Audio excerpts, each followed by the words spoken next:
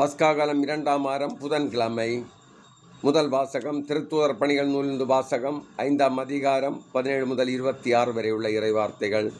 அந்நாட்கள் தலைமை குரும் அவரைச் சேர்ந்த தூய சதுசேய கட்சியினர் அனைவரும் பொறாமையால் நிறைந்து திருத்தூதரை கைது செய்தபோது சிறையில் காவலில் வைத்தனர். ஆனால் இரவில் ஆண்டவரின் தூதர் சிறைச்சாலையின் கதவுகளை திறந்து அவர்களை வெளியே அழைத்து சென்று, நீங்கள் போய் கோவிலில் நின்று வாழ்வு பற்றிய வார்த்தைகளை எல்லாம் மக்களுக்கு எடுத்து கூறுங்கள் என்றார். இதை கேட்ட அவர்கள் பொழுது விடிந்ததும் கோவிலுக்கு சென்று கற்பித்தார்கள். தலைமை குருவும் அவரைச் சேர்ந்தவர்களும் அனைத்து இஸ்ரேல் மக்களின் ஆட்சி பேரவையும் ஆகிய தலைமை சங்கத்தை கூட்டி திருத்தூதர்களை சிறையிலிருந்து கொண்டு வருமாறு ஆள் அனுப்பினார்கள்.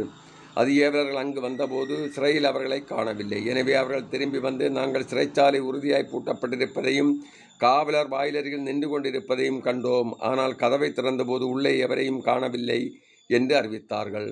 இவ்வார்த்தைகளை கேட்ட கோவில் காவல் தலைவரும் தலைமை குருக்களும் அவர்களுக்கு என்னதான் நேர்ந்திருக்கும் என்று மனங்குழம்பி நின்றனர். அப்பொழுது ஒருவர் வந்து, நீங்கள் சிறையில் அடைத்து வைத்திருந்த மனிதர்கள் இதோ கோவிலில் நின்று மக்களுக்கு கற்பிக்கின்றனர் என்று அவர்களிடம் அறிவித்தார். உடனே காவல் தலைவர் ஏவலர்களுடன் கோவிலுக்கு சென்று அவர்களை அழைத்து சென்றார். மக்கள் கல்லறிவார்கள் என்று அவர் அஞ்சியதால் வன்முறை எதுவும் கையாளவில்லை. இது ஆண்டவர் வழங்கும் அருள்வாக்கு. இறைவா உமக்கு நன்றி.